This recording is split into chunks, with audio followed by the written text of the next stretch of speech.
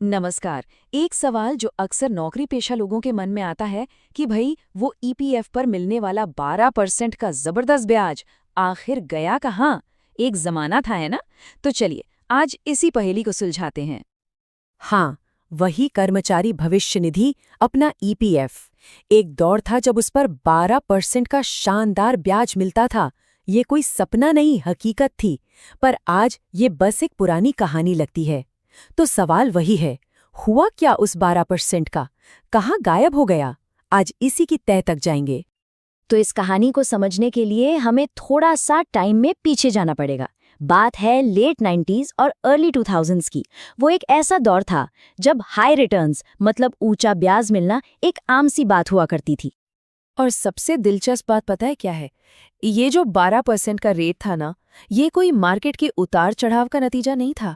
बिल्कुल नहीं। ये एक सोची समझी सरकारी पॉलिसी थी। एक जानबूझकर लिया गया फैसला था। और हाँ, इसके पीछे बहुत ठोस वजहें थी। तो चलिए देखते हैं कि वो 4 बड़े कारण क्या थे। सबसे पहला, ईपीएफ को एक सोशल सिक्योरिटी टूल की तरह देखा जाता था। मतलब लोगों को बचत की आदत डालने का एक जरिया, खासकर तब जब बचत के ज्यादा ऑप्शन नहीं थे। दूसरा और सबसे जरूरी कारण, गवर्नमेंट बॉन्ड्स जहां ईपीएफ का ज्यादातर पैसा इन्वेस्ट होता है, वो खुद 11 से 13% का तगड़ा रिटर्न दे रहे थे।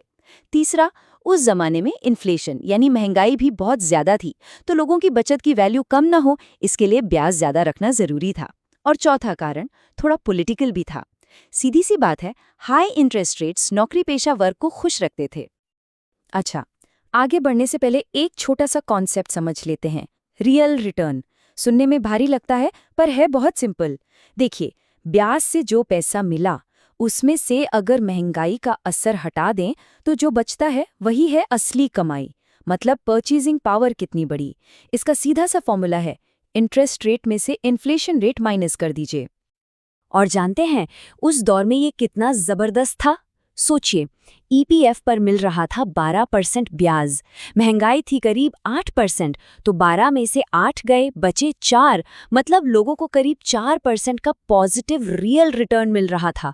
उनके पैसे की कीमत सच में बढ़ रही थी, सिर्फ कागज पर नहीं। लेकिन कहानी हमेशा एक जैसी नहीं रहती है ना। फिर आया भारतीय अर्थव्यवस्था में एक बहुत बड़ा बदलाव। वो हाई इंटरेस्ट रेट का दौर हमेशा के लिए नहीं टिक सकता था, और बचत की दुनिया में एक बिल्कुल नई सच्चाई सामने आने वाली थी। तो ये सब बदला क्यों? इसकी सबसे बड़ी, और मैं कहूंगी कि अकेली सबसे बड़ी वजह थी गवर्नमेंट बॉन्ड यील्ड्स का गिरना। और ये कोई टेम्पररी गिरावट नहीं थी, ये परमानेंटली नीचे आ गई। ये जो टाइमलाइन है ना, ये पूरी कहानी खुद ब खुद बता देती है।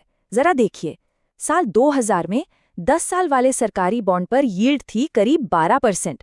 10 साल बाद 2010 में ये गिरकर 8% पर आ गई, और 2020 तक तो ये सिर्फ 6% रह गई। अब एक सीधी सी बात है, अगर ईपीएफओ की अपनी कमाई ही 6-7% हो रही है, तो वो अपने मेंबर्स को 12% कैसे दे सकता है? ये तो नामुमकिन है ना? और इसी के साथ साथ एक और चीज हो रही थी। ईपीएफ में जमा होने वाला कुल पैसा, जिसे कॉर्पस कहते हैं, वो बहुत तेजी से, मतलब रॉकेट की स्पीड से बढ़ रहा था। अब सोचिए, इतने बड़े फंड पर एक फिक्स्ड हाई रेट देना, वो सस्टेनेबल नहीं था, वो चल ही नहीं सकता था। इस चार्ट को देखिए तो फर्क साफ नजर आएगा। 2000 के शुरुआती सालों में कॉर्पस छोटा था, और आज ईपीओएफओ 20 लाख करोड़ रुपए से भी ज्यादा का फंड मैनेज कर रहा है। सोचकर देखिए कितना बड़ा अमाउंट है ये। इतने बड़े स्केल पर हाई रिटर्न देना सच में ये बहुत बहुत मुश्किल काम है। इसके अलावा भी कुछ और बड़े इकोनॉमिक बदलाव हुए थे। जैसे सरकार ने एनपीएस जैसी मार्केट लिंक्ड पेंशन स्कीमों को प्रमोट करना शुरू किया। देश में ओवरऑल महंगाई भी कंट्रोल में आने लगी। और हाँ, रिटर्न को थोड़ा सा बूस्ट देने के लिए ईपीएफओ ने भी अपने टोटल इन्वेस्टमेंट का करीब 15% हिस्सा इक्विटी यानी शेयर बाजार में लगाना शुरू कर दिया। अब आते हैं एक बहुत ही कॉमन मिसकंसेप्शन पर, एक ऐसी गलतफहमी जो शायद बहुत से लोगों के मन में घर कर गई है। कई लोगों को ऐसा लगता है कि उनके साथ कुछ नाइंसाफी हुई है। तो चलिए इस नैरेटिव को थोड़ा खोल कर देखते हैं और असली तस्वीर को समझते हैं। तो मिथक क्या है? मिथक ये है कि सरकार बचत करने वालों को चीट कर रही है और इसीलिए रेट्स गिर रहे हैं। ये बात अक्सर सुनने को मिलती है, पर असलियत क्या है? हकीकत ये है कि रेट्स अब जाकर नॉर्मलाइज हुए हैं। वो जो 12% का दौर था ना, वो एक इकोनॉमिक एनोमली थी, मतलब एक असाधारण स्थिति जो हमेशा नहीं रह सकती थी। वो नॉर्मल नहीं था। और एक बात और, जरा पर्सपेक्टिव में रखकर देखिए, आज जो ईपीएफ पर 8 से 8.5% का रेट मिल रहा है, वो ग्लोबल लेवल पर बहुत ऊंचा माना जाता है। ये जानकर शायद हैरानी हो कि दुनिया के कई देशों में नेशनल पेंशन फंड्स पर सिर्फ 3 से 5% का ही रिटर्न मिलता है। तो इस पूरी बातचीत का सार क्या है, मतलब की टेक अवे क्या है? अच्छी खबर यह है कि इस पूरे मामले को समझने के लिए एक बहुत ही सिंपल फॉर्मूला है। बस ये एक लाइन याद रखनी है, ईपीएफ का इंटरेस्ट रेट लगभग गवर्नमेंट बॉन्ड की यील्ड प्लस थोड़ा सा बफर होता है। बस सच कहूं तो यही है पूरी कहानी का निचोड़। अब देखिए ये फॉर्मूला काम कैसे करता है।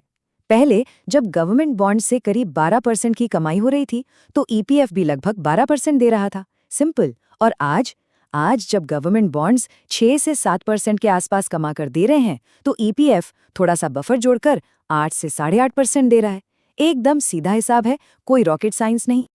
तो आखिर में एक सवाल सबके सोचने के लिए छोड़ जाते हैं कि जैसे जैसे इंडिया की इकोनॉमी और डेवलप हो रही है और बदल रही है, तो हम सबको, मतलब बचत करने वालों को, अपने लॉन्ग टर्म सेविंग्स टूल्स से असल में क्या उम्मीदें रखनी चाहिए, इस पे सोचना तो बनता है।